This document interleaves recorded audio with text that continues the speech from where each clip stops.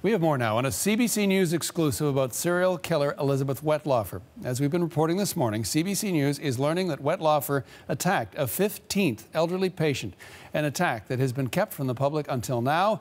John Lancaster, part of the CBC News investigation team, bringing this to light. What do we know about this case, John?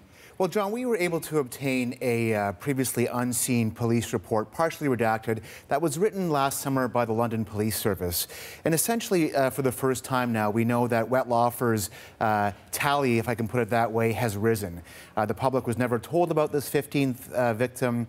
She was a 77-year-old woman named Florence Beadall. She was at the Meadow Park Nursing Home in London, Ontario.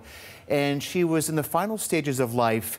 And Wettlaufer confessed to police on numerous occasions in the last 12 months that she stepped into this woman's room as her daughter seemingly stepped out for lunch break, and she injected this patient with insulin, as Wettlaufer told police, to make her go more quickly. So essentially, she confessed to police that she had the intent to, well, essentially to harm this person, to end her life more quickly.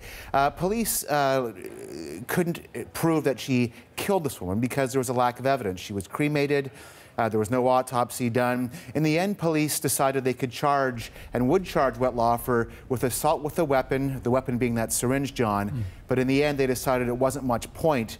But what's important about this is that the public was never told, and certainly this never came up at the public inquiry that was spent months looking into her crimes and why they went undetected for so long. Yeah, so this is a case that shocked the country, that inquiry to try to get answers and to try to prevent this sort of thing from happening again. So why keep this other case under wraps? Well, that's where the irony is. I mean, this was an inquiry rather, that was supposed to find out why these crimes went undetected for so long. And here we are now finding that police knew about another crime, but essentially this was never made public.